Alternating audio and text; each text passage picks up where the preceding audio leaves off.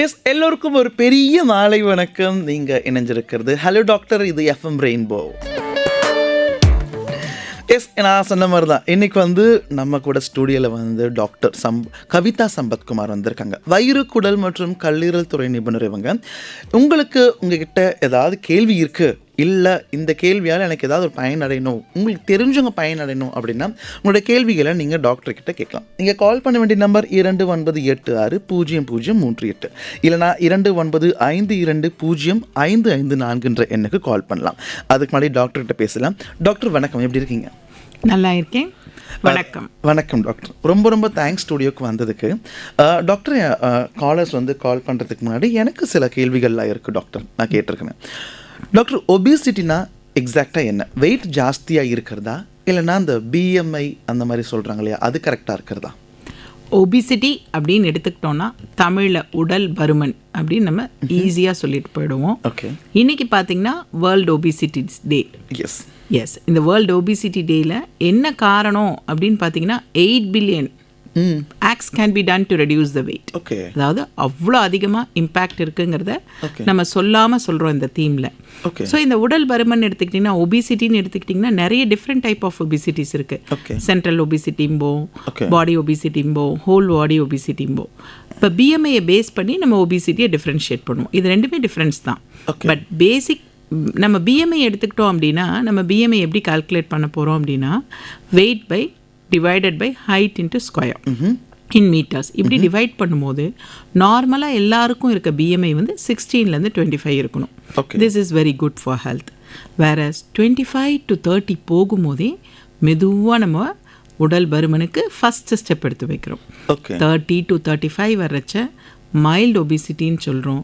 35 to 40 வரும்போது moderate ஒபிசிட்டின்னு சொல்கிறோம். If it is anything more then 40, we call it as morbid obesity, where actions to be taken உடனே எப்படியாவது இந்த வெயிட்டை நம்ம குறைக்கணும். இதே இந்த ஒபிசிட்டியில் நம்ம சொன்ன மாதிரி டிஃப்ரெண்ட் டைப் ஆஃப் ஒபிசிட்டின்னு சொன்னோம் இல்லையா, அது சாதாரணமாக கொலோக்கியல் லாங்குவேஜில் நம்ம என்ன சொல்லுவோம்னா லெமன் ஆன் டூத் பிக், அதாவது வயிறு மட்டும் பெருசாக இருக்கும், குச்சியான கால்கள் இருக்கும். இது பெரும்பாலான நோய்கள் சம்மந்தப்பட்டதாக இருக்கக்கூடியதாக இருக்கும். இந்த மாதிரி ஒபிசிட்டியை வேறு மாதிரி டீல் பண்ணணும். ஜென்ரலைஸ்ட் ஒபிசிட்டியை நம்ம வேறு மாதிரி டீல் பண்ணோம். இட் ஆல் டிபெண்ட்ஸ் எந்த டைப் ஆஃப் ஒபிசிட்டி நம்ம கேட்டகரைஸ் ஆகிறோங்கிறத பொறுத்து இருக்குது. பட் நார்மலாக எனிதிங் உடல் பருமன் கண்டிப்பாக கவனிக்கப்பட வேண்டிய ஒன்று, கண்டிப்பாக குறைக்கப்பட வேண்டிய ஒன்று. ஓகே டாக்டர், அதாவது இப்போது ரொம்ப தெளிவான பதில் சொன்னீங்க. இன்றைக்கி உலக உடல் பருமன் தினம் அப்படின்றாங்கன்னா அப்போ இந்தியாவில் இது பெரிய விஷயமாக பார்க்கப்படுது. டாக்டர், இந்தியாவில் ஒபிசிட்டி இன்க்ரீஸ் ஆகுதுன்னு சொல்கிறாங்க இல்லையா, அதுக்கு மெயின் ரீசன் என்ன டாக்டர்? இப்போ லைஃப் ஸ்டைலா இல்லைன்னா ஃபுட்டா இல்லை ஸ்ட்ரெஸ்ஸா, எது மெயின் ரீசனாக இருக்குது? இந்தியாவில் பொறுத்த வரைக்கும் பார்த்திங்கன்னா, நம்மளோட மூதாதையர் காலத்தில் எப்படி இருந்தோம் அப்படின்னா, உடல் உழைப்பு அதிகமாக இருந்தது, அதனால் உடல் பருமன் கம்மியாக இருந்தது. இப்போ ரீசன்ட் டேஸில் பார்த்திங்கன்னா we have grown in enormous ways. இதில் என்ன ஆச்சு, நம்ம ஒர்க் ஃப்ரம் ஹோம்ங்கிற ஆப்ஷன் நிறைய எடுக்க ஆரம்பித்தோம். ஸோ இந்த 2019 to 2024 பார்த்தீங்கன்னா 24% of women are becoming obese when compared to 2019 to 2025. Whereas men 23% increase ஆகிறாங்க. Every year 5% annual increase in obesity rates. நம்ம எஸ்டிமேட் என்ன கொடுத்துருக்கோம்னா, ஒரு 56 million people are projected of only children alone by the year 2040. So the rate of obesity growth பயங்கரமாக இருக்குது. இதுக்கு காரணம் என்னன்னு பார்த்தீங்கன்னா, மெயினாக லைஃப் ஸ்டைல் சேஞ்சஸ். அப்போ நம்ம வீட்டில் குழந்தைகள் 10 பேர் இருந்தாங்க, ரொம்ப கம்மியான சாப்பாடு இருந்தது, அரிசி உணவு ரொம்ப கம்மியாக இருந்தது, சிறுதானிய உணவு அதிகமாக இருந்தது, நிறைய உடல் உழைப்பு தேவைப்பட்டுச்சு. ஒரு இடத்துலேருந்து இன்னொரு இடத்துக்கு போகணுன்னா மோஸ்ட்லி வாக்கிங்காக இருந்தது, மிஞ்சி போனால் சைக்கிளாக இருந்தது. இப்போ என்ன, பக்கத்து வீட்டில் இருக்கிற தெருக்கு போகிறதுக்கு கூட நம்ம கடைக்கு என்ன யூஸ் பண்ணுறோம், எந்த 2 வீலர் எடுக்கலாம் அப்படின்னு பார்க்கும்போது, so lifestyle plays a major role. அடுத்து நம்மளோட ஃபுட் பேட்டர்ன். அதை நம்ம பேசுறதுக்கு முன்னாடி லைஃப் ஸ்டைல் சொல்லும்போது பயம் வந்துருச்சு. ஒரு காலர் இருக்காங்க டாக்டர். வணக்கம் ரெயின்போ, யார் எங்கேருந்து பேசுகிறீங்க? ஹலோ வணக்கங்க, நான் கரூர்ல இருந்து டாக்டர் சுமதி பேசுகிறேன். நான் ஒரு வெட்டினரி டாக்டர். ஓ டாக்டர், நீங்கள் டாக்டர் கிட்ட பேசுங்க. Welcome madam. மேடம் வணக்கம் மேடம். சொல்லுங்க. வணக்கம். வணக்கம் மேம். மேடம், நீங்க கேஸ்ட்ரோ சம்பந்தமா உங்ககிட்ட சில டவுட்ஸ் கிளியர் பண்ணலாம் கால் பண்ணிருக்கேன் மேம். கேட்கலாங்களா? கேட்கலாம் மேம், சொல்லுங்க. மேம், எனக்கு ஒரு சந்தேகம். இப்போ கேஸ்ட்ரைட்டிஸ் வயிற்றுல புண்ணு வருது இல்லைங்களா, அது நம்மளுடைய லைஃப் ஸ்டைல் மாடிஃபிகேஷன் மட்டுமா இல்ல சம் நியூட்ரிஷன் டெஃபிஷியன்சினால கூட வரதுக்கு சான்சஸ் இருக்குங்களா? மேடம், கேஸ்ட்ரைட்டிஸ் அப்படின்றத நீங்கள் ஈஸியாக சொல்லிட்டீங்க. இப்போ பார்த்தீங்கன்னா ஃபஸ்ட்டு நான் என்ன கேஸ்ட்ரைட்டிஸ்க்கு காரணம்னு சொல்லுவேன்னு பார்த்தீங்கன்னா லைஃப் ஸ்டைல் மாடிஃபிகேஷன். இப்போ பார்த்தீங்கன்னா நம்ம என்ன சொல்லியிருக்காங்க, காலையில் எழுந்தோடனே கண்டிப்பாக சாப்பிடணும். என்ன சொல்லியிருக்கோம்? பிரேக்ஃபாஸ்ட், பிரேக்கிங் த ஃபாஸ்ட் தான். ஆனால் நம்ம என்ன பண்ணோம், நம்மளோட அவசரமான நிலைமையில், நம்மளோட வேலை மிகுதியில் இந்த பிரேக்ஃபாஸ்ட் எடுத்துக்கணுமா அப்படிங்கிற ஒரு கொஷின் மார்க்கில் லிக்விட் டயட்டுக்கு மாறுறோம், செமி சாலிட் டயட்ஸ்க்கு மாறுறோம், ஒரு கஞ்சியை குடிச்சிட்டு எஸ்கேப் ஆக பார்க்குறோம். ஏன்னா அந்த டைமில் நம்ம நிறைய சேமிக்கிற மாதிரி நம்ம செய்கிறதுனால நம்மளோட உடலுக்கு நிறைய பிரச்சனைகள் வரதான் போகுது. ஸோ முடிஞ்ச வரைக்கும் lifestyle will play a major role. இந்த லைஃப் ஸ்டைலில் அடுத்த ஸ்டெப் என்ன ஆகும், சரியான சாப்பாடின்மை இருக்கும்போது நம்ம வயிற்றுக்குள்ளே செக்ரேட் ஆகிற ஆசிட்ஸ் எல்லாம் நியூட்ரலைஸ் ஆகாமல் அதனால் நமக்கு அசிடிட்டி ரொம்ப அதிகமாகி ஈஸியாக அசிடிட்டி வரப்போகுது. இன்னொரு லைஃப் ஸ்டைல் மாடிஃபிகேஷன் அப்படின்னு எடுத்துக்கிட்டிங்கன்னா, நம்ம உட்காந்துக்கிட்டே ஒர்க் ஃப்ரம் ஹோமில் இதிலெல்லாம் இருக்கும்போது நம்மள அறியாமல் we are going to eat a lot. நம்மளோட ஆக்டிவிட்டி ரொம்ப லெஸ் ஆக போகுது. ப்ரோன் ஃபார் ஒபிசிட்டி, அதுவும் எப்படி இருக்கும், சென்ட்ரல் ஒபிசிட்டியாக இருக்கும். அப்படின்னா என்ன, நம்ம வயிற்றை சுற்றி நிறைய கொழுப்புகள் படிவும் போது நம்மளோட அப்டாமினல் ப்ரெஷர் அதிகமாகும் போது அதனால் ஆசிட் ரிஃப்ளெக்ஸ் அதிகமாகும். அதனால் கேஸ்ட்ரிக் ஆசிட் ரிஃப்ளெக்ஸ் டிசீஸ் அதிகமாகிறதுனாலையும் அசிடிட்டி வரலாம். So lifestyle makes a major role. And skipping a breakfast and டைமுக்கு சாப்பிடாமல் இருக்கிறது, இது எல்லாமே நம்மளோட அசிடிட்டிக்கு ஒரு major role ma'am. Yes ma'am. இப்போ நம்ம மற்ற பொண்ணு வெளியில இருந்து நம்ம பாக்குறோம், ஆனா வயிறுல இருக்கிற பொண்ணு நம்ம பார்க்க முடியாது இல்லைங்களா. அதனால ஹீலிங் சிலருக்கு சீக்கிரம் ஹீல் ஆயிடுது, சிலருக்கு லேட்டா ஹீல் ஆயிடுது, சிலருக்கு ஹீல் ஆகுற மாதிரி இருக்கு. கொஞ்ச நாள் கழிச்சு மறுபடியும் ஊண்ட் ஆக்டிவ் ஆகுது. இந்த மாதிரி பெர்மனன்ட் ஹீல் ஆகணும்னா என்ன பண்ணலாம்? மெடிசன்ஸை டிபெண்ட் பண்ணிருக்கலாங்களா, இல்ல சம்டைம்ஸ் விட்டமின் B12 D3 இதெல்லாம் டெஃபிஷியன்டா இருக்கிறதுனால கூட ஹீலிங் சரியா வர்றதில்லைன்னு சொல்றாங்க. ஏன்னா என்னோட ஃப்ரெண்ட்ஸ் நிறைய, எனக்கே சம்டைம்ஸ் ஐ சஃபர், நிறைய ஃப்ரெண்ட்ஸ்க்கு இப்போ ரீசெண்டா இந்த ப்ராப்ளம் எல்லாருக்கும் இருக்கு. ஆடுற மாதிரி இருக்கு, ஆனா மறுபடியும் ஆக்டிவ் ஆயிடுது ஏதாவது சாப்பிட்டா மெடிக்கல் இருக்கும்போது. இதுல முக்கியமான விஷயம் என்ன பார்க்கணும் அப்படின்னா, அசிடிட்டிக்கான காரணம் என்ன. ஒபிசிட்டியா, உங்களோட லைஃப் ஸ்டைலா, இல்லை காலையில் நீங்கள் ஸ்கிப் பண்ணுறதா, இல்லை சின்ன வயசில் நீங்கள் நிறைய நாள் உங்கள் பிரேக்ஃபாஸ்ட்டை ஸ்கிப் பண்ணி இருந்ததா, everything plays a major role. இது எல்லாத்தையும் டேக்கன் இன்டு அக்கௌண்ட். சப்போஸ் யூஷுவலாக நாங்கள் எல்லாருக்குமே எண்டாஸ்கோபி பண்ணுறது கிடையாது. ஃபர்ஸ்ட் அன்இன்வெஸ்டிகேட்டட் டிஸ்பெப்சியா, வெனவர் பேஷண்ட்டுக்கு ஒரு அசிடிட்டியோடு வராங்கன்னா ட்ரையல் ஆஃப் ட்ரக்ஸ் கொடுக்க போகிறோம். இந்த ட்ரையல் ஆஃப் ட்ரக்ஸ் 15 டேஸில் if they are more happy and get ரிலீவ்டுன்னா அவங்க ரொம்பவே செட்டில் ஆகிட்டாங்க, அதை பற்றி கவலைப்பட மாட்டோம். If they are going to come back, திரும்ப வரப்போகிறாங்க, திரும்ப இந்த சிம்டம்ஸோடு இருக்க போகிறாங்கங்கிற பட்சத்தில் கண்டிப்பாக நாங்கள் ஒரு எண்டாஸ்கோபி பண்ணி பார்த்து வயிற்றில் எதுவும் புண்ணு இருக்கா, இன்ஃப்ளமேஷன் இருக்கா, இல்லை ஹெச் பைலோரி இன்ஃபெக்ஷன் இருக்காங்கிறத பார்க்க போகிறோம். If suppose H pylori infection இருந்தால் நிறைய டைம் ஹெச் பைலோரி இன்ஃபெக்ஷனுக்கு நம்ம ட்ரீட்மெண்ட் கொடுக்கும்போது இந்த அசிடிட்டி குறைவதற்கான வாய்ப்புகள் இருக்குது. இது இல்லாமல் இப்போ நம்ம இருக்கிற காலகட்டத்தில் நான் communicable disease, diabetes, hypertension, cardiac disease, இதுக்கெல்லாம் கொடுக்க போகிற ட்ரக் இன்டியூஸ்ட் கேஸ்ட்ரைட்டிஸ் வருதா, அதனால் ஆடப் ஆகுதா, இது எல்லாமே டேக்கன் இன்டு அக்கௌண்ட் தான். இது எதுவுமே இல்லைன்னா நார்மலாக விதின் 2 monthsக்குள்ளே உங்களோட அசிடிட்டி பிரச்சனை டோட்டலாக சால்வ் ஆயிடணும். ரீஅப்பியர் ஆகுதுன்னா உங்களோட லைஃப் ஸ்டைலில் நீங்கள் இன்னும் மாற்றிக்கலை, இல்லை உங்கள் ஃபுட் பேட்டர்ன்ஸ் சேஞ்சஸ் எதுவும் நீங்கள் இன்னும் பண்ணிக்கல, இல்லை புது உபாதைகள் ஏதாவது ஆரம்பிக்குது. ஸோ கண்டிப்பாக நீங்கள் கன்சல்ட் பண்ணி, நீங்களே ஒரு டாக்டராக இருக்கிறதுனால it will be easy for you to understand. So அதனால் இதை நம்ம அட்ரஸ் பண்ணாமல் விட்டோம்னா சம்டைம்ஸ் நம்ம அசிடிட்டி லைஃப் லாங் இருக்கக்கூடிய வாய்ப்பு இருக்குது. இதை தாண்டியும் உங்கள் அசிடிட்டி இருக்கக்கூடிய வாய்ப்புகள் நிறைய இருக்குது. ஜோலிங்கர் எலிசன் சிண்ட்ரோம்னு சொல்லுவோம், வேர் ஆசிட் கண்டினியூஸாக செக்ரேட் ஆகிட்டு இருக்கும். இந்த மாதிரி விஷயங்களை நம்ம கண்டுபிடிச்சி அதற்கான தீர்வு கண்டுபிடிக்கும் போது இது ஹீல் ஆகக்கூடிய வாய்ப்பு இருக்குது. பட் எல்லாவற்றுக்கும் மேலானவை லைஃப் ஸ்டைல் மாடிஃபிகேஷன். ஸோ கரெக்டான நேரத்துக்கு சாப்பாடு, அருமையான தூக்கம், முற்றிலும் இரவு 10 மணிலேருந்து காலையில் 4:30 மணி 5 மணி வரைக்கும் கம்பல்சரி தூங்கிறது, செல்ஃபோன் பயன்பாட்டை இரவு 8 மணிக்கு மேலே குறைக்கிறது, டிவி, இது எல்லாமே அவாய்ட் பண்ணும்போது நம்ம லைஃப் சூப்பர் ஆகிறதுக்கான வாய்ப்புகள் நிறைய இருக்குது. Thank you doctor. Thank you doctor. எனக்கு ஒரு கேள்வி இருக்குது டாக்டர். இப்போ நம்ம லைஃப் ஸ்டைல்லேருந்து ஃபுட்டுக்கு போகணும். ஸோ நான் அதில் ஒரு கேள்வி கேட்குறேன். பிரேக்ஃபாஸ்ட்டுன்றது மஸ்டா இல்லை எனக்கு பசிக்கும் போது சாப்பிட்டேன், எனக்கு பசிக்கலையே காலையில் நான் பிரேக்ஃபாஸ்ட் சாப்பிட்டே ஆகணுமா? பசிக்கலையே காலையில் நான் பிரேக்ஃபாஸ்ட் சாப்பிட்டே ஆகணும்னா உங்களோட தூங்குகிற ஸ்டைலை நான் கண்டுபிடிக்கணும். ஓகே. ஸோ இப்போவும் கண்டிப்பாக முதல் நாள் ஈவினிங் 7க்குள்ளே நீங்கள் சாப்பிட்டு, ஏன்னா 7க்குள்ளே நம்ம சாப்பிட்றது எதுக்கு, நம்ம அந்த பண்டைய கால பழமொழியில் பார்த்தீங்கன்னா 6 மணிக்குள்ளே அவங்க சாப்பிட்ருப்பாங்க, 7 மணிக்கெல்லாம் அவங்க தூங்க போயிருப்பாங்க. ஸோ நெக்ஸ்ட் டே மார்னிங் தான் அவங்க 10 o'clock சாப்பிட போகிறாங்க. So it is like intermittent fasting.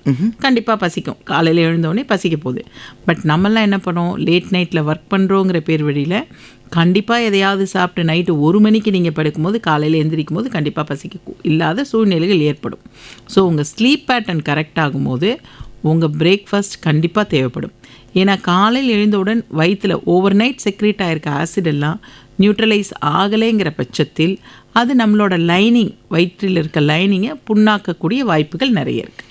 Okay doctor, callers நிறைய பேர் இருக்காங்க, அவங்ககிட்ட பேசிடலாம். வணக்கம் ரெயின்போ, யார் எங்கேருந்து பேசுகிறீங்க? வணக்கம். வணக்கம், சொல்லுங்க. மாவட்டம் சிவகலையில் இருந்து கே தாமஸ் பேசுறேன் சார். சார் டாக்டர் இருக்காங்க, பேசுங்க. சொல்லுங்க சார். தாமஸ் சார், வணக்கம். மேடம், அதாவது எனக்கு நான் ஹைப்பர் டென்ஷனுக்காக மாத்திரை சாப்பிட்டுட்டு இருக்கேன். அதே சமயத்துல ஆஸ்பிரின், அட்ரோசிட்டின் அந்த மாதிரி மாத்திரை எனக்கு ரெக்கமெண்ட் பண்ணியிருக்காங்க.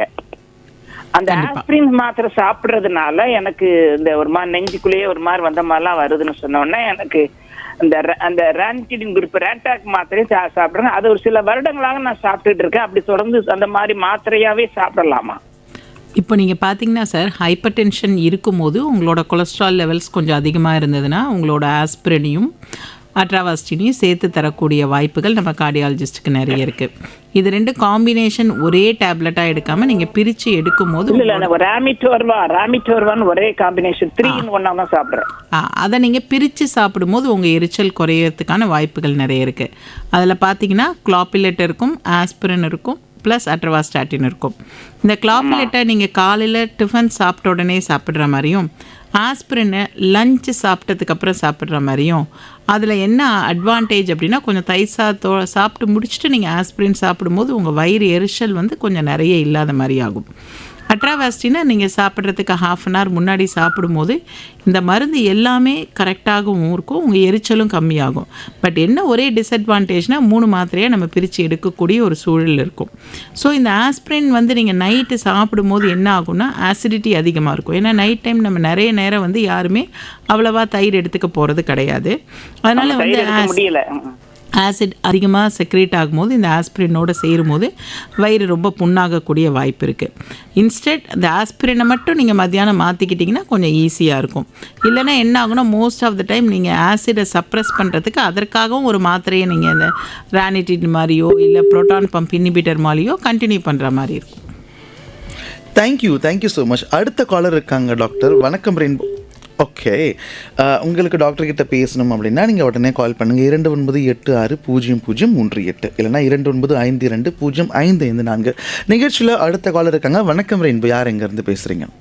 வணக்கங்க, பொன்னேரி ஜெகண்டையிலிருந்து கலீல் அஹமத் பேசுறேன். டாக்டர் கிட்ட பேசலாமா? கலீல் அஹமத் டாக்டர் இருக்காங்க, பேசுங்க. சொல்லுங்க சார். டாக்டர் வணக்கம் சார், சொல்லுங்க. நல்லா இருக்கீங்களா டாக்டர்? உங்களை பார்க்கும்போது Facebookல பார்த்தேன். என்னோட பள்ளி ஆசிரியர் போலயே இருக்கீங்க. என்ன சொல்றது, சாந்தி மேடம் மாதிரியா இருக்கீங்க. தேங்க்யூ சார், சொல்லுங்க. எனக்கு சில கேள்வி இருக்கு. இந்த அப்பண்டெக்ஸ் சொல்றாங்க. எனக்கு தெரிஞ்சவங்க பாத்தீங்கன்னா சமீபத்துல அப்பண்டெக்ஸ் வெடிச்சு இறந்துட்டாங்க. அது அப்பண்டெக்ஸ் எதால வருது, இது வரதுக்கு சிம்டம்ஸ் என்னன்னா அதை பத்தி கொஞ்சம் சொல்லுங்க டாக்டர். குடல் வால்வு அப்பெண்டிக்ஸ் அப்படிங்கிறது ஒரு குடல் வால்வு. நம்ம பெருங்குடலோட ஆரம்பத்தில் சிறுங்குடலும் பெருங்குடலும் சேர்ற இடத்துல அப்பெண்டிக்ஸ் இருக்குது. இது பண்டைய காலத்தில் நம்ம வளர்ந்து வர சூழலில் இது ரொம்ப தேவைப்பட்டது. இப்போ நமக்கெல்லாம் பெருசாக அதோட யூஸ் பெருசாக இல்லாதனால அது சுருங்கி சின்னதாக இருக்குது. பட் இந்த அப்பெண்டிக்ஸில் நமக்கு முக்கியமான விஷயம் என்னென்னா, அதோட ஹோல் சின்னதாக இருக்கும். அது அடைப்பட்டுச்சுன்னா இன்ஃப்ளமேஷன் ஆகும், இன்ஃபெக்ஷன் ஆகும். ஸோ யூஷுவலாக நம்ம வெளியில் அதிகமாக சாப்பிடும்போது நம்ம பொருட்கள் ஒவ்வாமை வரும்போது இது இன்ஃப்ளமேஷன் ஆகக்கூடிய வாய்ப்பு இருக்குது. அப்படி வரும்போது மைல்டாக இன்ஃப்ளமேஷன் இருக்கும்போது நம்ம வலது பக்கம் தொப்புளை சுற்றி ஃபஸ்ட்டு ஒரு வலியும், அதற்கப்புறம் வலது இடுப்புக்கு மேலே கொஞ்சம் வலியும் வர மாதிரி ஒரு சூழ்நிலை வரும்போது நம்ம ஒரு ஆன்டிபயோட்டிக் சாப்பிட்டு நம்ம டாக்டர்ஸ்ட்டை காமிச்சு செட்டில் ஆகிடும். பட் சம்டைம் என்ன ஆகும்னா இது ரொம்ப நாள் நம்ம அதை கண்டுக்காமல் விட்டுடுவோம். மைல்டாக பெயின் இருக்கும். இப்போல்லாம் நம்ம என்ன ஆச்சு, ஓவர் த கவுண்டர் மெடிகேஷன்ஸ் நிறைய அவைலபிள். டாக்டர்ஸை போய் பார்க்குறதோட மருந்து கடையில் நம்ம நிறைய மருந்து வாங்கி சாப்பிட்ற பழக்கத்துக்கு அடிமையாயிட்டதுனால என்ன ஆகுது, நிறைய டைம் அங்கே போய் வயிறு வலிக்குன்னு நீங்கள் சொல்ல போகிறீங்க, அவங்க டாக்டர்ஸ் எழுதின ப்ரிஸ்கிரிப்ஷனில் அவங்களுக்கு ஞாபகம் இருக்க மருந்து உங்களுக்கு கொடுக்க போகிறாங்க. அதில் வந்து ஒரு மாதிரி ஒரு இன்ஃப்ளமேஷன் செட்டில் ஆகும்போது நீங்கள் அதை கண்டுக்க போகிறதில்ல. திருப்பி அடுத்த தடவை அஃபெக்ட் ஆகும்போது அதை பற்றி யோசிக்க போகிறோம். ஸோ இந்த மாதிரி ரெக்கரண்ட்டாக நடக்கும்போது இந்த அக்யூட் அப்பெண்டிசைட்டிஸ் என்ன ஆகும்னா க்ரானிக் அப்பெண்டிசைட்டிஸ் ஆகும். அப்போ சடனாக சம்டைம் ஒரு ஆப்சஸ் ஃபார்ம் ஆகும். இந்த ஆப்சஸ் ஃபார்ம் ஆகும்போது அப்பயும் நம்ம அதுக்கு சரியான ட்ரீட்மெண்ட் எடுக்க இல்லை சூழ்நிலையில் என்ன ஆகும்னா அந்த அப்பெண்டிக்ஸ் வெடிக்கக்கூடிய வாய்ப்பு இருக்குது. இது வெடிச்சிடுச்சு அப்படின்னா இந்த இன்ஃபெக்ஷன் பூராவே நம்ம வயிறு பூரா ஸ்ப்ரெட் ஆகி ஒரு செப்சிஸ்க்கான ஒரு நோக்கத்துக்கு கொண்டு போய் நம்ம உயிர் அபாயத்துக்கு ஏற்படக்கூடிய வாய்ப்பு நிறைய இருக்குது. ஓகே, ரொம்ப அழகா சொன்னீங்க. ஆனா இது சாப்பிடலன்னா இது போல அது பட்னியா இருக்கிறதுனால வரன்னு சொல்றாங்க, அது உண்மையா டாக்டர்? பட்னியாக இருக்கிறதுனால அப்பெண்டிசைட்டிஸ் எல்லாம் கண்டிப்பாக வரவே வராது. வயிறு எரிச்சலும் வயிறு புண்ணும் தான் வரும்.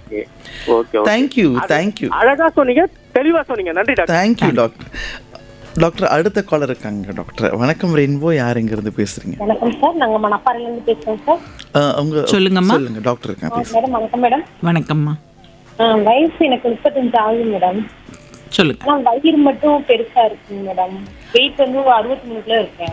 இப்போ வந்து உங்கள் வெயிட்டுக்கு ஏற்ற ஹைட் இருக்கீங்களான்னு பார்க்கணும். உங்கள் ஹைட்டும் நம்ம அசஸ் பண்ணணும். மேடம் ஹைட் வந்து உங்கள் வெயிட்டுக்கு மினிமம் நீங்கள் வந்து இந்த 63 கிலோ கான்ஸ்டண்ட்டாக இருக்கணும் அப்படின்னா நீங்கள் 163 சென்டிமீட்டர் ஹைட்டாக இருந்தால் ஓகே. 173 ஓகேன்னா பரவாயில்லைங்களா மேடம்? ஆமாம், 173 சென்டிமீட்டருக்கு 63 கிலோ ஓகே தாம்மா. பட் வயிறு மட்டும் கொஞ்சம் பெருசாக இருக்குன்னா நம்ம அதுக்கான காரணம் பார்க்கணும். நீங்கள் பெண்களாக இருக்கிறதுனால நம்ம குழந்தை பேறு காலத்திற்கு முடிவில் நம்ம அப்டாமினல் எக்ஸசைஸ் கண்டிப்பாக இது அப்டாமினல் எக்ஸசைஸ் பண்ணி நம்ம அப்டமன் மசில்ஸை வந்து ஸ்ட்ரென்தன் பண்ண நிறைய டைம் நம்ம மறந்து போய்டுறோம். நமக்கு இருக்க பிஸியான வாழ்க்கையில் குழந்தையை பார்த்துக்கணும், வீட்டில் சமைக்கணும், கணவரை பார்த்துக்கணும், இது எல்லா வேலைகளுக்கு நடுவில் நம்மளை நம்ம பார்த்துக்க நிறைய நாள் மறந்து போய்டுறோம். ஸோ கண்டிப்பாக நமக்குன்னு கொஞ்சம் நேரம் ஒதுக்கி கண்டிப்பாக ஒரு சின்ன சின்ன எக்ஸசைஸ் பண்ணி நம்ம அப்டமன் மசில்ஸை ஸ்ட்ரென்தன் பண்ணும்போது உங்கள் வயிறு குறைவதற்கான வாய்ப்பு இருக்குது. வயிறு வந்து எப்போதும் கடைசியாக தான் நமக்கு குறைய போகுது. ஸோ மசில்ஸ், ஏன்னா வயிற்றுக்குள்ளே நிறைய ஆர்கன்ஸ் இருக்குது, அதை சுற்றி நிறைய கொழுப்புகள் நமக்கு படிவங்களாக இருக்கும். நம்ம எக்ஸ்ட்ரா சாப்பிட்ற எல்லா பொருட்களும் படிவங்களாக கொழுப்பாக படியும் போது மோஸ்ட்லி நம்ம வயிற்றில் இருக்க ஆர்கன்ஸ் மேலே விசரல் ஃபேட்டாக டெபாசிட் ஆக போகுது. ஸோ நமக்கு அதனால் கண்டிப்பாக ஒரு வாக்கிங், நீங்கள் ரொம்ப நாள் தொடர்ந்து வாக்கிங் போயும் உங்கள் உணவு கட்டுப்பாட்டு நான் வந்து டெய்லர் வேலை உட்காந்து டெய்லர் வேலை பார்க்குறேங்க மேடம். அதனாலயோ இல்லை, நீங்கள் உட்காந்துக்கிட்டு டெய்லர் வேலை பார்க்கறதுனால மட்டும் இல்லை, உட்காந்துக்கிட்டு டெய்லர் வேலை பார்க்கறதுனால நீங்கள் வந்து காலை வந்து மிதிச்சுக்கிட்டே இருக்க போகிறீங்க. ஸோ அதனால் உங்கள் கால் மோஷன் இருக்குமோ இல்லையோ உங்கள் இடுப்புக்கிட்ட எந்த ஒரு பயன்பாடும் இல்லாததுனால உங்களுக்கு அங்கே ஃபேட்டு போய் டெபாசிட் ஆகிறதுக்கான வாய்ப்புகள் நிறைய இருக்குது. கண்டிப்பாக ஒரு 1/2 hour to 45 minutes டைம் ஒதுக்கி கொஞ்சம் வாக்கிங் போனீங்கன்னா இது கொஞ்சம் கொஞ்சமாக குறையறதுக்கான வாய்ப்புகள் நிறையவே இருக்கும். Thank you thank you so much doctor. இப்போது இவங்கெல்லாம் கேட்ட கேள்வி விட இப்போ எனக்கு ஒரு கேள்வி இருக்குது. இதுக்கும் வயிறு குடல் இந்த சம்மந்தம், ஒபிசிட்டிக்கும் லிவருக்கும் என்ன டாக்டர் சம்மந்தம் இருக்குது? கண்டிப்பாக இப்போ பார்த்தீங்கன்னா நான் கம்யூனிகபிள் டிசீஸ் அப்படின்னு பார்த்தீங்கன்னா heart attack, cardiac problems, hypertension, cholesterol, உங்களோட சுகர்ஸ், இதெல்லாமே உங்கள் ஒபிசிட்டியை பேஸ் பண்ணி தான் இன்க்ரீஸ் ஆக போகுது. இது எல்லாமே ஒரு எண்டோக்ரைன் டிசார்டர்ஸோட அசோசியேட்டாக இருக்குது. நம்மளோட ஹார்மோனல் இம்பேலன்ஸ்னால வரும், மற்றும் நம்மளோட சட்டைட்டி சென்டர்ஸ், நம்மளோட கிரேவிங்ஸ் இதனாலையும் வரும். இப்போ பார்த்தீங்கன்னா ஒபிசிட்டி ஆக ஆரம்பிக்குது அப்படிங்கிற பட்சத்தில் நம்மளோட கொழுப்பு, நம்ம உடம்புல இருக்க கொழுப்புகள் கொஞ்சம் கொஞ்சமாக டெபாசிட் ஆக போகுது. ஃபஸ்ட்டு அது போய் உட்காரக்கூடிய இடம் அப்படின்னு பார்த்தீங்கன்னா நம்மளோட கல்லீரல் தான். இப்போ அதனால தான் அந்த ஃபேட்டி லிவர் அப்படிங்கிறத நம்ம ரொம்பவே பிரகடனப்படுத்திட்டு இருக்கோம். ஏன்னா அந்த fatty liver will be the four runner for hyper tension, diabetes and cholesterol.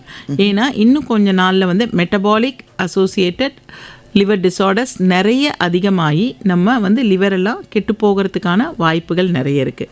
ஏன்னா நம்ம சாப்பிட்ற சாப்பாட்டில் நம்ம எந்த மாதிரி சாப்பிட போகிறோம், யூஷுவலாக கார்போஹைட்ரேட் கம்மியாகவும் ப்ரோட்டீன் அதிகமாகவும் ஃபேட் ஒரு 30% எடுக்கும்போது சீரான பேலன்ஸ் டயட்டில் இருக்கும்போது எந்த ஒரு பிரச்சனையும் இல்லை.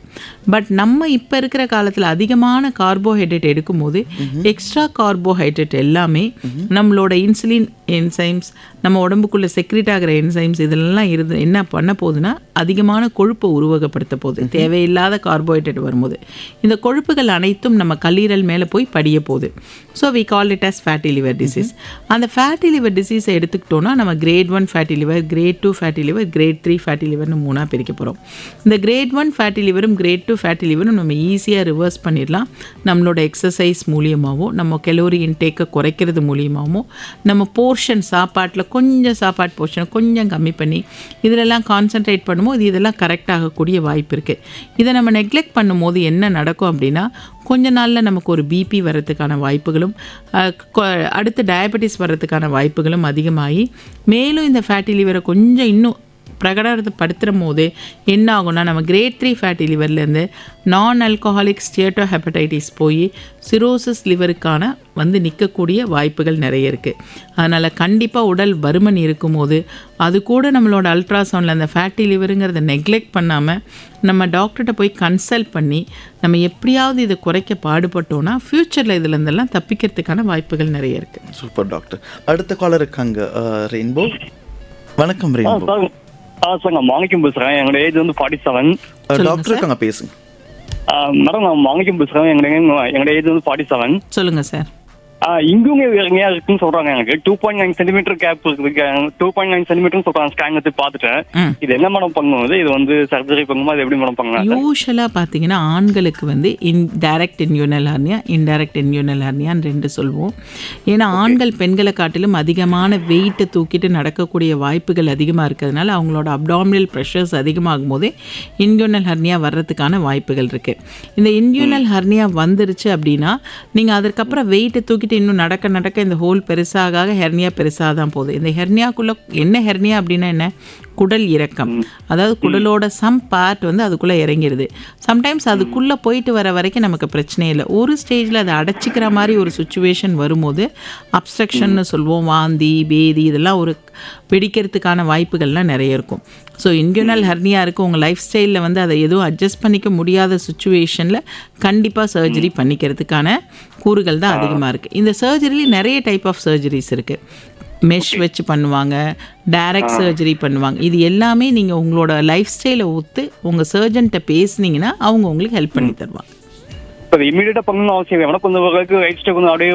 தொந்தரவு பண்ணுறதுங்கிறது என்னைக்கும் யார் கையிலையும் இல்லைங்க. இன்றைக்கி நம்ம ரொம்ப கம்ஃபர்டபுளாக இருக்கிற மாதிரி இருக்கலாம், திடீர்னு அடைப்பு வரலாம். உங்களுக்கு மைல்டாக பெயின் வந்துருச்சு ஒரு சைடில் அப்படிங்கிற பட்சத்தில் that is a first symptom. இம்மீடியட்டாக நம்ம சர்ஜரி பண்ணிக்கக்கூடியதுக்கான ஃபஸ்ட்டு பெல்லு நமக்கு கடவுள் அடிச்சிட்டாருன்னு அர்த்தம். பெயின் வந்துட்டாலே சர்ஜரி கண்டிப்பாக பண்ணிக்கணும். அதுக்கப்புறம் நோ எக்ஸ்கியூஸ். சர்ஜரி ரொம்ப ஈஸி தான்ப்பா. இப்பெல்லாம் ரொம்பவே லேப்ராஸ்கோப்பியில் பண்ணுறாங்க, டைரக்டில் பண்ணுறாங்க.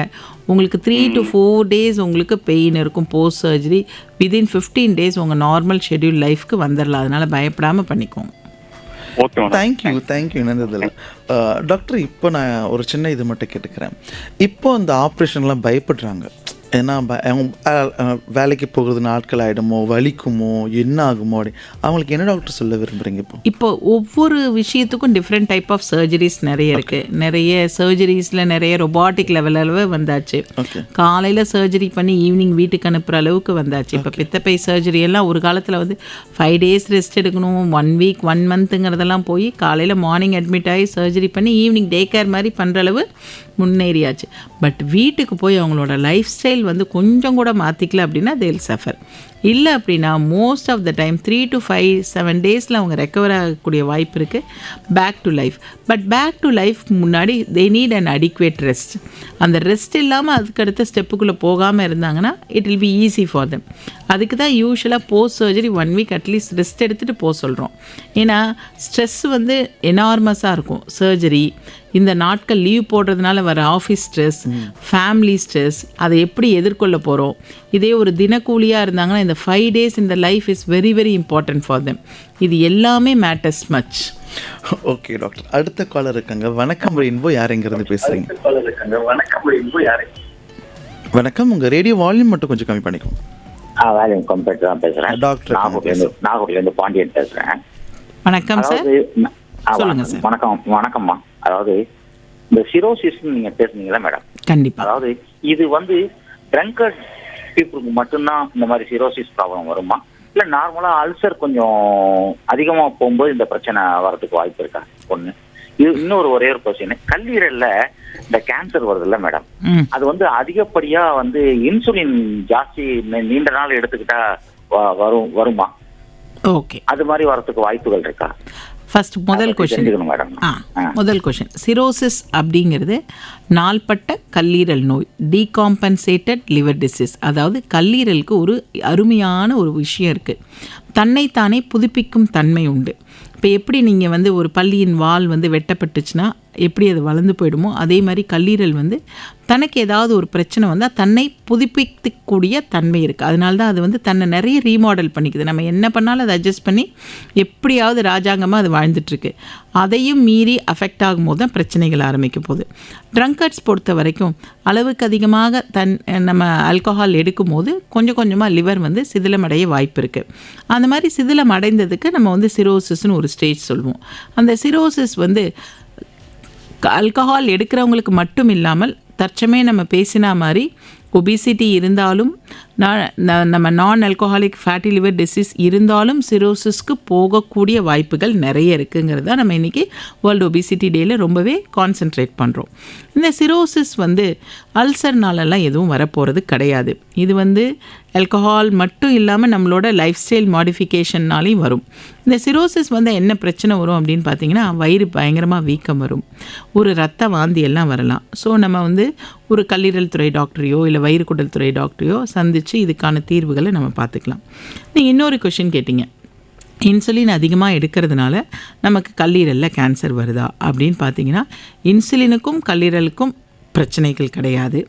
கல்லீரலை பொறுத்த வரைக்கும் நாள்பட்ட நோய், நம்ம சிரோசிஸ் வந்ததுக்கப்புறம் கேன்சர் வர்றதுக்கான வாய்ப்புகள் நிறைய இருக்குது. பட் பேசிக்காக கல்லீரல் கேன்சர் பார்த்திங்கன்னா ஃபெமிலியல், நம்ம ஃபேமிலியில் நம்ம அப்பா அம்மா யாருக்காவது இருந்தால் அதில் வர்றதுக்கான வாய்ப்புகள் இருக்குது.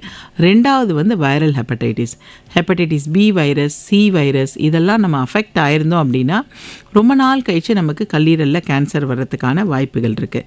வேறஸ் நீங்கள் இன்சுலின் எடுக்கும்போது உங்களுக்கு சுகர் இருக்கிறதுனால டயபெட்டிஸ் இருக்கும்போது உங்களோட நான் ஆல்கஹாலிக் ஸ்டேட்டோ ஹெப்படைட்டிஸ் வந்து உங்கள் கல்லீரல் பாதிப்படையும் போது அப்போது நாடுலார் லிவர் ரீஜெனரேஷன் நடக்கிறச்ச அப்போ உங்களுக்கான கல்லீரல் கேன்சர் வர்றதுக்கான வாய்ப்புகள் இருக்குது. டைரெக்டாக இன்சுலினுக்கும் சிரோசிஸ்க்கும் கேன்சருக்கும் சம்மந்தம் இல்லை. தேங்க்யூ. ஹலோ வணக்கம், சொல்லுங்க. ஹலோ வணக்கம், சொல்லுங்க. வணக்கம். வணக்கம், டாக்டர்கிட்ட பேசணும். சொல்லுங்கம்மா, நான் தான் பேசுகிறேன். வணக்கம் டாக்டர். டாக்டர், இந்த டைஜஷனுக்காக சிலவங்க எல்லாம் சொல்றாங்க இப்படி ஓமவல்லி இலை, அதுக்கப்புறமா இப்படி இந்த காரம் குறையிறக்கா வெத்தலை அதெல்லாம் போட்டு சூ பண்ணி சாப்பிட்டாலே சரியாயிரும் அப்படின்றாங்களே, அது சாப்பிடலாமா? அது எப்படி, நல்லது தானே அது? இப்போ பார்த்தீங்கன்னா நம்மளோட டைஜஷன் அப்படிங்கிறது நம்ம வாயிலேருந்து ஆரம்பிக்குது. நம்ம சலைவரி கிளான்ஸில் அமைலேஸ்னு ஒரு ஹார்மோன் இருக்குது.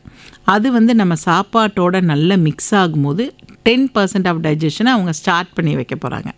அதுக்கப்புறம் தான் சாப்பாடு வயிற்றில் போய் ஆசிடோடு மிக்ஸ் ஆகி ப்ரெப்டின் என்சைம்ஸோடு மிக்ஸ் ஆகி அதுக்கப்புறம் சிறுகுடலுக்கு போய் கல்லீரல்லேருந்து வர என்சைம்ஸோடையும் கணையத்துலேருந்து வர என்சைம்ஸ், அதாவது பேன்க்ரியாஸ்லேருந்து வர என்சைம்ஸோடையும் மிக்ஸ் ஆகி நம்ம குடலில் அப்சர்வ் ஆக போகுது. இப்போ நம்மளாம் ரொம்ப அவசரமாக இருக்கிறதுனால வித்தின் மேட்டர் ஆஃப் செகண்ட்ஸ் நம்ம சாப்பிட்றத ரொம்ப பெருமையாக நினைக்கிறோம். யூஷுவலாக நம்ம வந்து நொறுங்க தின்னால் 100 வாழ்வுன்னு நம்ம பண்டைய காலத்தில் நம்ம சொன்னது மாதிரி மெதுவாக மென்று சாப்பிடும்போது நம்ம டைஜஷனுக்கு எந்த பிரச்சனையும் வரப்போகிறதில்ல. அந்த காலத்தில் வந்து எதுக்காக வெற்றிலையை வந்து நம்ம சாப்பிட்டதுக்கப்புறம் சாப்பிட சொல்லியிருக்காங்க அப்படின்னா, நீங்கள் வெத்தலையை சூ பண்ணும்போது இந்த அமைலேஸ் இன்னும் அதிகமாக செக்ரேட் ஆகும்போது அது நம்ம சாப்பாட்டோட கலந்து டைஜஷனுக்கு ஹெல்ப் பண்ண போகுதுங்கிறதுக்கு தான். இந்த ஓமவல்லி விலை இதையெல்லாம் நீங்கள் மென்று சாப்பிடும்போது உடனே நீங்கள் முழுங்க முடியாது, நீங்கள் கொஞ்ச நேரமாவது மென்னாதான் அதை முழுங்க முடியும். ஸோ இந்த மெல்வதனால உங்களோட அமைலேஸ் செக்ரேட் ஆகும்போது டைஜஷனுக்கு ஹெல்ப் பண்ணும். இதுதான் பேசிஸ். அதற்கு பதிலாக நம்ம எப்போதுமே மெதுவாக ஒவ்வொரு பிடி கவலத்தையும் மெதுவாக பொறுமையாக மென்று கூழாக்கி முழுங்கும் போது நமக்கு ரொம்பவே ஈஸியாக இருக்கும். ஓகே, அப்போ இது சாப்பிட்றது நல்லது தானே டாக்டர்? சாப்பிட்றத பற்றி பிரச்சனை இல்லை. நீங்கள் இந்த ஓமவல்லி இலை, வெற்றிலை எல்லாம் சாப்பிடும்போது காரம் அதிகமாக இருக்கும். உங்கள் நாக்கு தடிச்சு போகிறதுக்கான வாய்ப்புகள் நிறைய இருக்குது. அதற்கு பதிலாக நம்ம சாப்பாட்டே மெதுவாக நல்லாவே மென்று சாப்பிட்றலாமே. ஒரு வாய் கவலத்தை ஒரு 32 முறை கவுண்ட் பண்ணி மெதுவாக மென்று சாப்பிடுங்க. ஒரு இட்லி நீங்கள் சாப்பிட்றதுக்கே எப்படியும் ஒரு 10 மினிட்ஸ் ஆகும். ஸோ ஆட்டோமேட்டிக்காக என்ன ஆகும், வித்தின் 20 மினிட்ஸ் நீங்கள் 4 இட்லி சாப்பிட்ணுன்னு நினச்சாலும் 3 இட்லி தான் சாப்பிட முடியும். ஆட்டோமேட்டிக்காக உங்கள் வெயிட் ரிடக்ஷனும் இருக்கும், உங்கள் டைஜஷனும் இருக்கும், உங்களோட ஹெல்த்தும் நல்லாயிருக்கும். அப்படியா? அப்ப அவங்க சும்மானாலும் இப்படி சொல்றாங்களோ? நான் வந்து இப்படி இலையெல்லாம் பறிச்சு தின்றுப்பேன், உடனே டைஜஸ்ட் ஆயிரும். உடனே எல்லாம் டைஜஸ்ட் ஆகக்கூடிய வாய்ப்பெல்லாம் எதுவும் இல்லைம்மா. ஓகே, அது சும்மா கதை சொல்றாங்க. கதையின் இல்லை, அதாவது it helps, it AIDS, but completely it will not help. Okay doctor, thank you so much. அடுத்த காலர் இருக்காங்க லைன்ல. வணக்கம் ரெயின்போ. வணக்கம் சார், சொல்லுங்க. வணக்கம் சார், வினோத் ராமாபுரம். டாக்டர் இருக்காங்க, பேசுங்க. ஹலோ, சொல்லுங்கம்மா சார். டாக்டர், எனக்கு வந்து 41 இயர்ஸ் ஆச்சு. சொல்லுங்க. எனக்கு பாத்தீங்கன்னா இந்த அதாவது இந்த வயிறோட மேல் பகுதியில ஒரு கட்டி மாதிரி இருக்குது ஆக்சுவலா. அதாவது எனக்கு உடம்புல பாத்தீங்கன்னா நிறைய இடத்துல இந்த கொழுப்பு கட்டி மாதிரி நிறைய இருக்கும். பட் இது வந்து எனக்கு சம்திங், அது வந்து சம்டைம்ஸ் அது கொஞ்சம் ஒரு மாதிரி டிஸ்டர்ப் பண்ற மாதிரி இருக்குது. கேஸ் கொஞ்சம் ஃபார்ம் ஆச்சுன்னா அந்த இடத்துல கொஞ்சம் பெயின் வர மாதிரி இருக்குது. பட் அது என்னன்றது எனக்கு எக்ஸாக்டா தெரியல. நான் கை வச்சு பார்த்தா அது மாதிரி ஒரு கல் மாதிரி இருக்கும் ஆக்சுவலா. அது இப்போ பார்த்தீங்கன்னா நீங்கள் கை வச்சும் போது ஒரு கல் மாதிரி இருக்குன்னா அது கொழுப்பு கட்டியாக இருக்கலாம், உங்கள் கல்லீரல் வீக்கமாக இருக்கலாம், இல்லை உங்களுக்கு வயிற்றுக்குள்ளே காற்று நிறைய சுரந்து ஒரு உப்பிசமாக வரும்போது கஷ்டமாக இருக்கலாம், இல்லை ஒரு மைல்டு பேராம்பிளிக்கல் ஹர்னியாவாக இருக்கலாம். எனக்கு தெரியல. கண்டிப்பாக உங்கள் வீட்டின் அருகாமை இருக்க டாக்டரை கண்டிப்பாக கன்சல்ட் பண்ணி அது என்னன்னு பார்த்துட்டு அதுக்கு ஏற்ற தீர்வு பண்ணிக்கோங்க. நீங்கள் சொன்னீங்க பார்த்தீங்களா, எனக்காவது எனக்கு ஒரு நாள் அது வலிக்குது அப்படிங்கிறது உங்கள் வயிற்றில் இருக்க வலி. அப்போ என்ன ஆகுது, விரிஞ்சு கொடுக்குது. அப்போ என்ன ஆகுது, உங்கள் வயிறு விரிஞ்சு கொடுக்கும்போது இதை ஸ்ட்ரெச் ஆகும்போது உங்களுக்கு ஒரு பெயின் இருக்குது. கண்டிப்பாக டாக்டர் அணுகி வயிற்றில் இருக்கும் அல்சர்னால் வர பெயினா இல்லை இந்த கட்டினால் வர்ற பெயினான்றதை டிஃப்ரென்ஷியேட் பண்ணி சரி செய்து கொள்ளுங்கள். தேங்க்யூ. என்ன டாக்டர் பார்க்கணும்? நீங்கள் வயிறு குடல் துறை டாக்டரையும் பார்க்கலாம், சர்ஜனையும் பார்க்கலாம். ஆமாம், கேஸ்ட்ரோஎன்ட்ராலஜிஸ்டையும் பார்க்கலாம். Thank you so much. ரொம்ப இம்பார்ட்டண்டான கேள்விகள்லாம் கேட்டுட்டு இருந்தாங்க டாக்டர். இல்லை, இன்னொரு காலர் வந்துட்டாங்க, அவங்க கிட்ட பேசிடலாம். வணக்கம் ரெயின்போ. ஹலோ, வணக்கம் சார். வணக்கம் சார், கூடுவாங்கிலிருந்து மணிவாசன் பேசுறேன். சொல்லுங்கப்பா சார். எனக்கு 80 இயர்ஸ் ஆகுது. ஆனால் ஒரு சுகர் பேஷண்ட்டு. நான் வந்து இன்சூரன்ஸ் அதிகமாக எடுத்துக்கிட்டே இருக்கிறேன். இன்சூரன்ஸ் எடுத்துக்கிட்டதுனால இது சைடு எஃபெக்ட் எதனா வருமா சார்?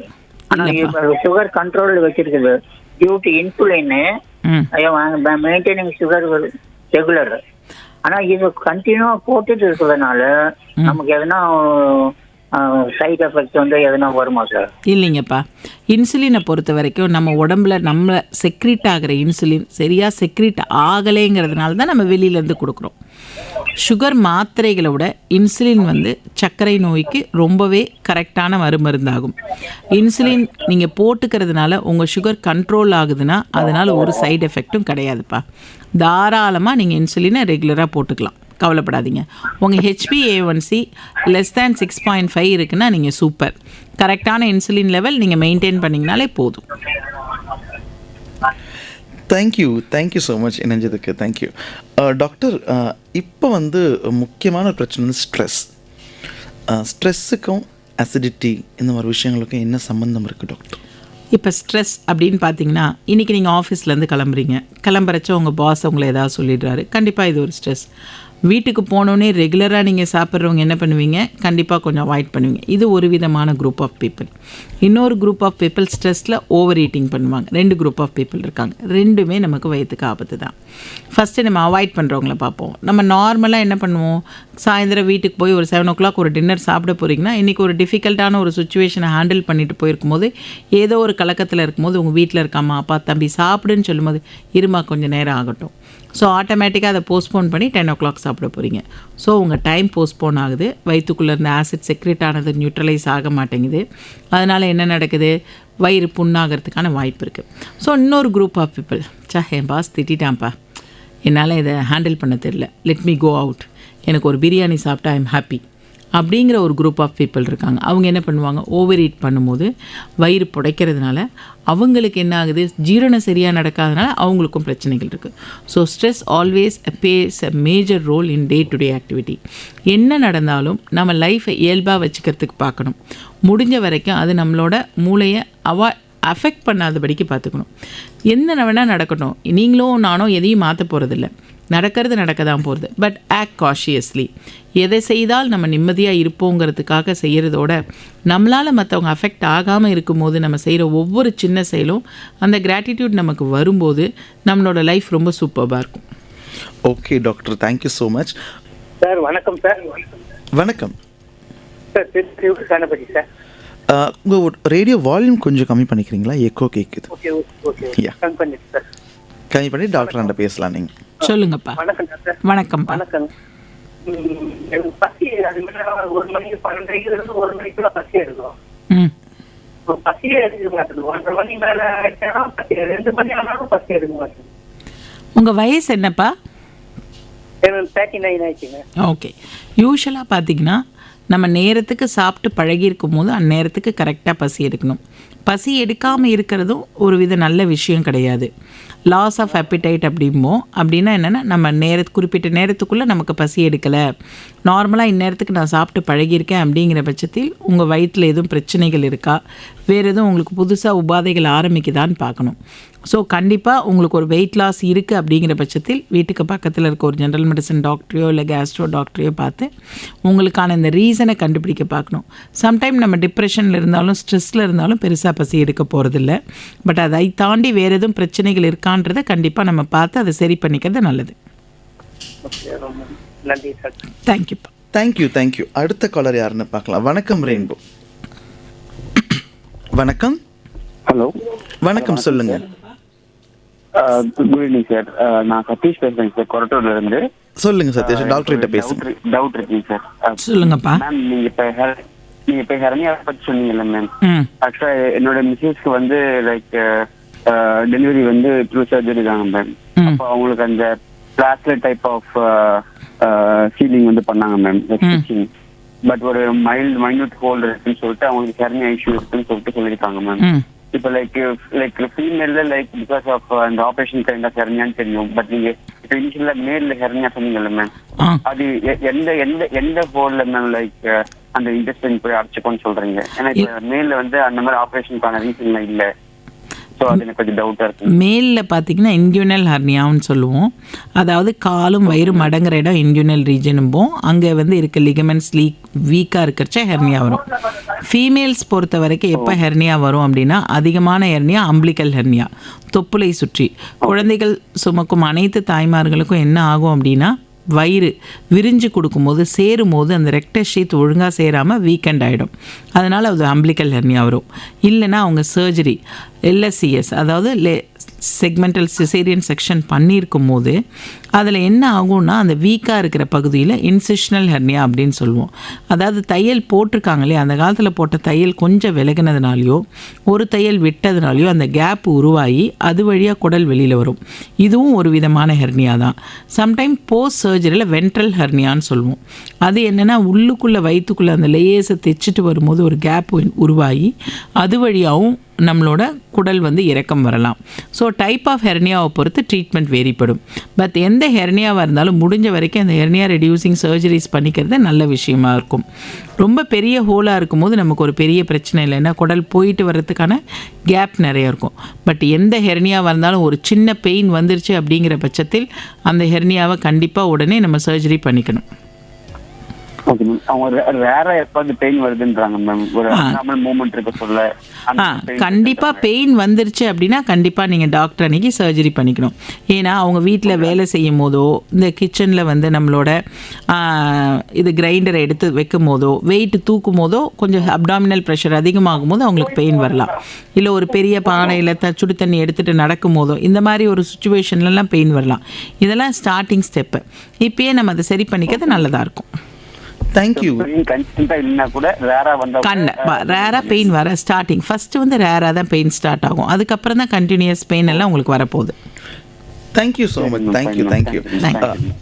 நிகழ்ச்சியோட நிறைவு காலர் நாம் பேச போகிறோம். வணக்கம் ரெயின்போ, யார் எங்கேருந்து பேசுகிறீங்க? ஹலோ வணக்கம், டாக்டர் கிட்ட பேசுங்க. வணக்கம் சார். வணக்கம். வணக்கம், சொல்லுங்கப்பா.